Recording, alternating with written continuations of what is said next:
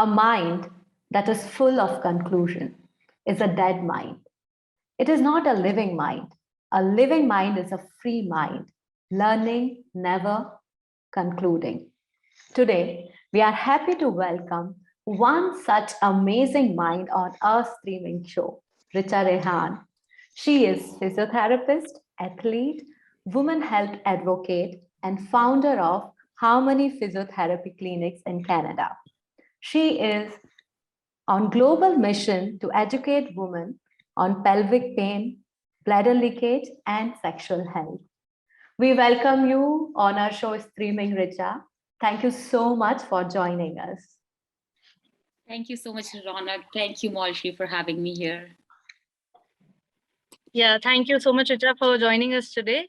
So, firstly, I would like to ask you about your journey of being a physiotherapist to a women's health advocate. So, can you please just share your experience and your journey with us? Yeah, for sure. So it's like, it was like an accidental discovery of like, sometimes you just find this thing in yourself, what I'm passionate about.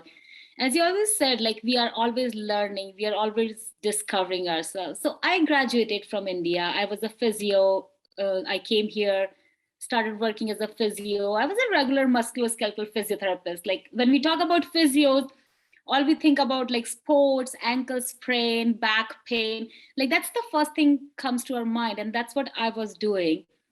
And then I found this fascinating field like pelvic health, and I was like, what is pelvic health? Why too many people are not talking about it? Why not too many physios working in it? And I was like, fine, I will go take a course, let's see where it takes me. And I went in for the course. I started practicing pelvic health. So it's like I started seeing women with bladder leakage issues. I started seeing women with period pain, pelvic pain, and all these problems. And I realized that, okay, the first thing, the women are not able to talk to anybody about these issues, not to their friends, not to their family. So most of the time, they just keep suffering until they finally, like, okay, I need to do something about it. Or if somebody tells them about it, like, okay, no, you can get the treatment for it. And that's how. But the major difference, what was the realization for me was like when my ankle sprain patients get better, they will come in happy. They will bring a box of chocolate, a gift card, something. It's like, yeah, thank you. You got me better. These women, when they were getting better, they were leaving in tears. I should say more than 50% of the women, it was life changing for them. They were not able to be in a relationship because of the pain with intercourse or pain with sexual activities. They were not able to enjoy activities or go outside because they had to think about the washroom all the time. Like they can't even go on a 4-hour trip because like, oh, I have to plan my trip according to where the washrooms will be. So it was like, so that was a realization for me that, oh, wow, like it is something different and we need more attention to it. So that's how like gradually it got better and better, and more people I kept seeing. I became like a strong advocate for it, a lot of education. Like I'm one of those South Asian women he talk about like the pee, poop and sex on internet. Like that's how I explain it, which was very hard to start. But then the way people started messaging me from all over the world that, oh, I have this problem, but I don't know where to start from. And I just tell them like where to start from. And I always tell them never take a no for an answer. Like I know your doctor knows a lot, but nobody knows your body best than you do. That's so good. We all need to know about it, and we are so glad someone is talking about it. And so, more and more people can be aware of this thing. They can start talking about it openly. So, thank you so much for starting this talk. So, Richa, you are founder of Harmony Physiotherapy and couple of more physiotherapy clinics. Tell us more about it. So all my physio clinics, they were the sports injury clinics. Same, like we treat more athletes, we get people better, get them back to their activities. And I was like, I still love that part of being a physio, and I still do that. So all other clinics, that's what they are. They're a good sports injury facilities, and we treat people with sports injuries in there. But once I got pregnant and I realized that how important, like I always knew pelvic health is important, But that made me realize it more. And especially being a mom to a daughter, what kind of world I want her to grow in, not being ashamed about her body, not being ashamed about their own health. I wanted to create this safe space for women where they can come in, where they can ask their questions, where they can talk about anything. They can be open and they feel comfortable in there. So when I started Harmony Physiotherapy, I started that like 3 months after having my daughter, because I was like, no, I need to do it. Like this had to be done right now. And that's what we do. Like it's a multidisciplinary practice. We have a massage therapist, we have physios, and we all see women. And I would say like not just women, like I should just put it more like in a way like the female at birth who are recognized as a female at birth, and women, and the women who are transition. But they need like it's that support system for them for their health, which we tell them that like yeah, they are the priority for themselves. They have to take care of themselves first. Yeah. So, Richa, can you please tell us in detail about pelvic health, how important it is, and what all we can do to maintain our pelvic health?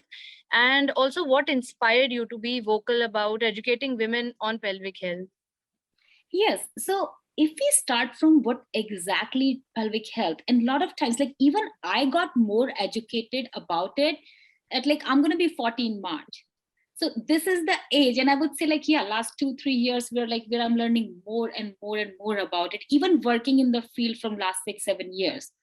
But that's what the problem is, because we don't talk about it. So even as a physio, so that's my pelvic model. Like I have a lot of toys. Like I have a vulva puppet, I have a bladder. So it's like you will see like all those in my videos. So even as a physio, when we study in a physio school, our anatomy kind of ends up here, and on the back it ends up here. And this whole big group of muscles, which we don't talk about, and this is a group of muscles. So it's like there's the vagina, and there's a, so it's like most of the people you talk about, they don't even know a difference between a vulva and a vagina, which is a major thing. So sorry, where's my okay. So the outer part of our labia, that's vulva, and the canal which goes inside, that's a vagina. And most of the people, they don't know that difference, which is kind of a basic difference which we should be taught as a woman growing up, that this is your anatomy. Because if I know my anatomy well, I can talk more about it. I can tell where exactly the problem is. When we teach kids, we will teach a lot of times these different names to use their anatomy. We don't tell them to use vulva, we don't tell them to use penis. We will just tell all these weird names that okay, what make kids feel is like, oh, like this is something we don't talk about. So when they have issues, they will avoid using those words, and they will just, it's like from the time we are kid, we are told that okay, these things, like you don't talk about this, and this is just left untreated. So as a woman, when we talk about the pelvic health, this is whole a big group of muscles which goes right from the front at the pubic bone, and it goes all the way up to the back of like the tailbone, so almost connecting our back, and on the sides is towards the sitting bones. So when we sit, we are sitting in these pelvic floor muscles. But these muscles are so important because these are the muscles which is supporting our bladder, uterus, and rectum. So they are controlling our bladder movements and our bowel movements. But during the sexual activity, these are the muscles which needs to relax. So these muscles have an important function of the contraction and relaxation, which controls our reproductive health, it controls our sexual health, and it controls our bladder and bowel. So when we talk about the pelvic health, these are the muscles who have a major involvement. And if we are leaving this, when we don't talk about this, it's like, oh yeah, wow. Like, no, it's like I see 80% of the women who comes with the chronic back pain issue, they have an underlying pelvic floor issue, and that's why their back pain never got better. So, and especially like a lot of women, like they have, I'm not sure if you have heard about endometriosis or not. Endometriosis is so common. It's like 1 in every 10 women do have endometriosis. And the first sign of endometriosis when girls know that they have endometriosis is the period pain, a severe period pain, where you have to skip the activity or miss a school or miss a work. that's how they first start exploring that, yeah, I might have something more than just a period pain. But they're always told when the time you're young, like, okay, it's a period pain, it's normal to be in pain.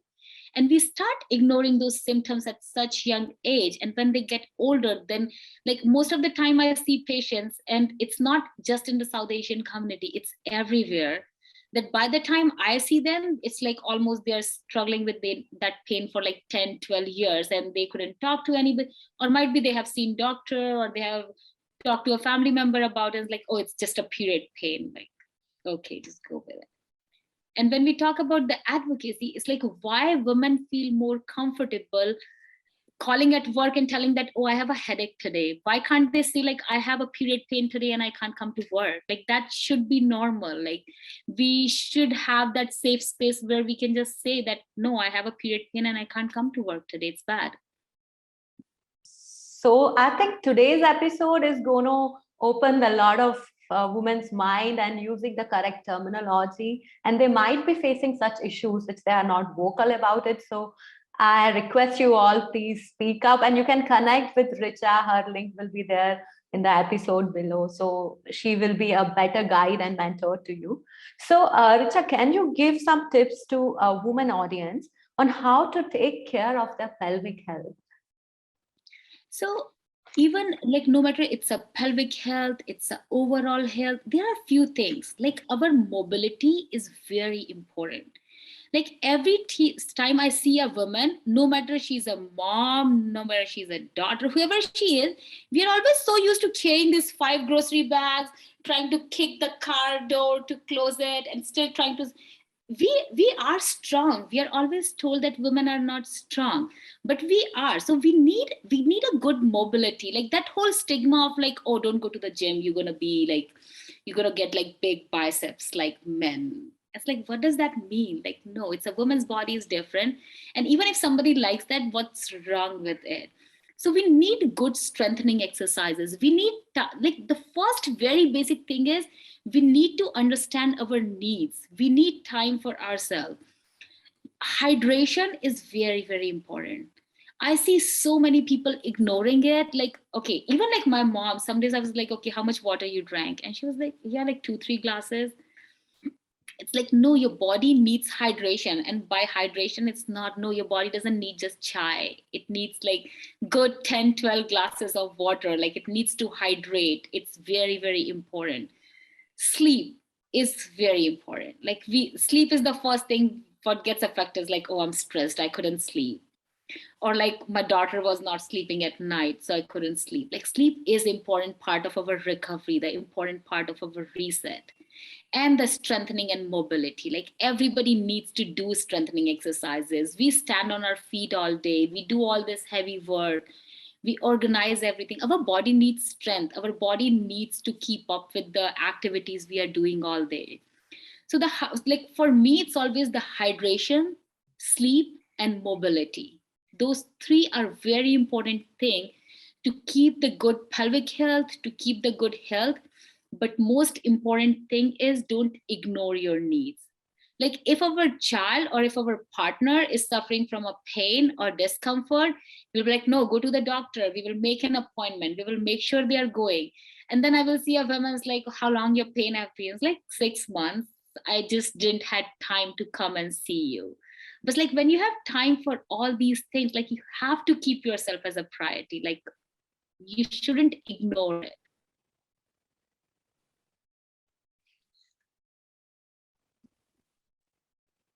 And it's like the pelvic physiotherapy is a big field. And even in India, there are a lot of pelvic physios now.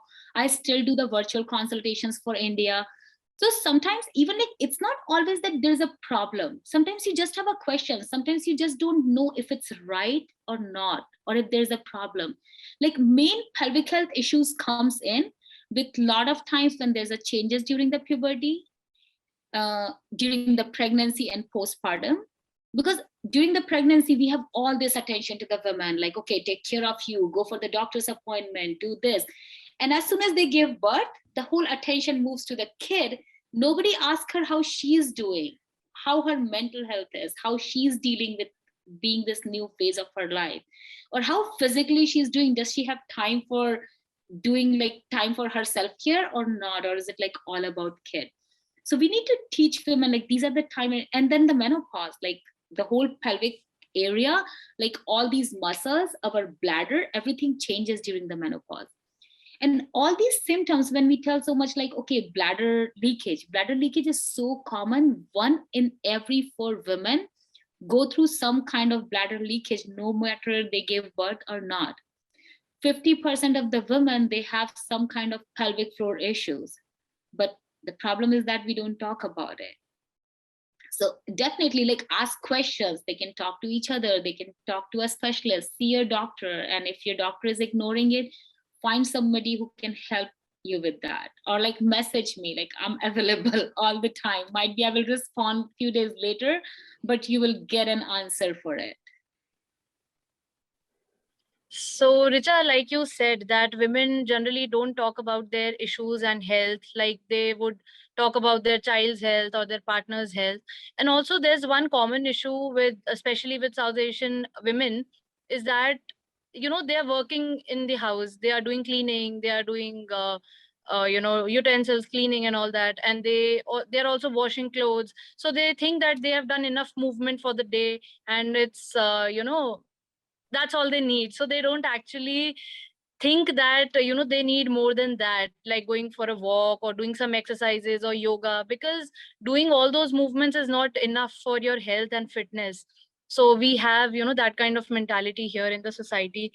So how should women take care of their overall health and fitness in real sense? So I always tell them, when you're doing all these things, when you're doing an exercise, it's not just the physical fitness, it's the mental health too. It is that time which you're keeping it aside for yourself. It is that time which you're spending on yourself. So it's not just the physical health, it's that. And that's why I say it's like we always think like the women are not strong, or we are told that women are not strong, but they're doing all this laundry. They are running like a machine, like from morning till evening. So they are strong, but they need time for themselves. A lot of times there's this muscle imbalance. Like probably might be a lot of women, they talk about their pooch, that okay, I can lose weight from everywhere, this pooch is not going away. But because you're not working on that part of your body, you're doing a lot of sit and up throughout the day. Whenever we are stressed as a woman, we hold a lot of tension on those pelvic floor muscles. And it's funny, when I see people with the pelvic pain issues, I tell them, I was like, make a sound, any sound like E, or when we do the meditation, oh, put your hand right on your pelvic floor and feel. You feel that tension releasing from it. When you're tightening your jaw, you feel this tightening up. So a lot of people, they don't realize that how much tension we hold in our body and how much tension we hold in our pelvic floor. So it's all about breathing. When they're doing all this work, they're still like on the go, they're still stressed, and they're breathing. And we see a lot of women, they do more of the chest breathing, because that breathing, that air is not going all the way up to the belly. They need to relax it. They need, because it's like it is one muscle which is kind of always tense. Whereas like when they're doing the exercise, they're setting that time aside for it. They're working on the right muscles, they're working on the weaker muscles of their body. And the most important, they're doing something for themselves. And I always tell my patients, I was like, there's nowhere written that no, this 40-minute workout is important for you. If you have 10 minutes, do it for 10 minutes. Keep your exercise mat where you see it. So it's like, you know how when we go to the washroom, nobody comes out of the washroom without washing your hands. Why? Soap is right there.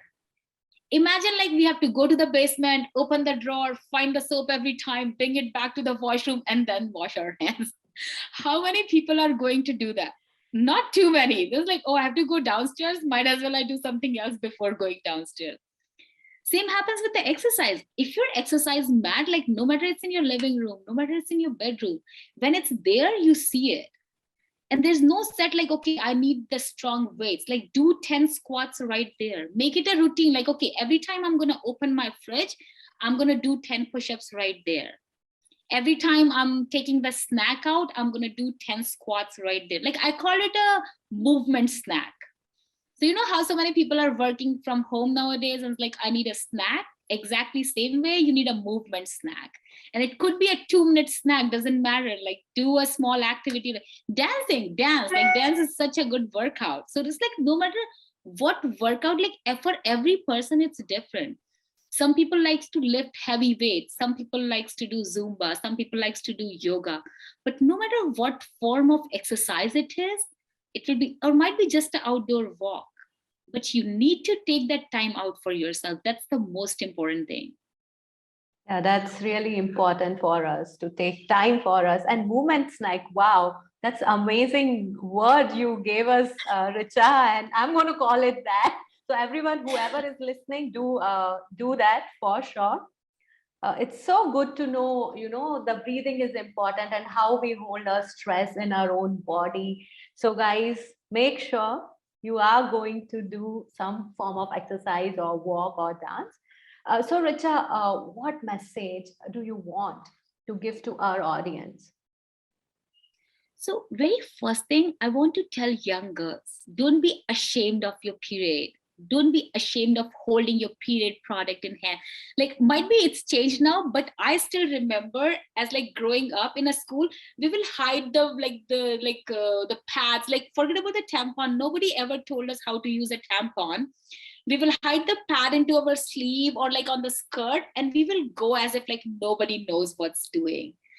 But why? Like it's the anatomy, it's the body. I can just take the pad out of my bag and go to the washroom and change it. And teach these young girls that it's okay. Own your body, be proud of it. Like don't feel ashamed of it. Don't feel like, oh, it's like I got my periods and why. Like no, we own this, like so important. So don't ignore our needs. And all the women, I just want to like I can talk about it like all day. Like all you need is to take yourself as a priority.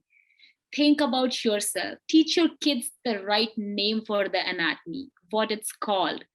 Because when at that young age we start creating that stigma that, oh, we don't talk about that, even like the people who go through sexual abuse, why, like definitely there's so much sexual trauma, there's mental trauma, but a lot of times that's ingrained from the childhood that, oh, we don't talk about this. But if somebody feels comfortable talking about the names, if they're comfortable about saying these names, it will be like, okay, like all my friends, whenever we meet, and some of the friends who are like a good fitness trainer, they're like, Richa, we can say vagina, it's okay to say it. I was like, I know, right? So that's the thing. And a lot of them, they have young kids, and it's like, no, we need to use the right anatomy. And same with like all the new moms, I always feel like they are the hardest one. They are going through it. Like everyone who will come and ask like, oh, how's baby is doing? Like if you have friends who are new moms, go ask them how they are doing. How is their mental health? Do they need a break? They don't want to hear just about the baby. And it's okay. Like they don't have to connect to the baby. If you don't love your baby right away, it's okay. It takes time. Your body needs time to heal. It needs time to recover. And same with like the older women. And I will share a funny story, like not funny, like it's sad, but at the same time funny. I saw this 60-year-old woman who came to me, and I told her she had pain with intercourse. And I told her, I was like, okay, do you use enough lubrication? And she was like, yeah, we tried it and it was easier, but then my partner doesn't want to use it because he said it's for older women. And I was like, what? So it's like the man should not be planning your body. It's like it's you who needs to plan your body. It's you who need to take care of your body. So don't let anybody else tell you what's right, what's wrong. You decide it.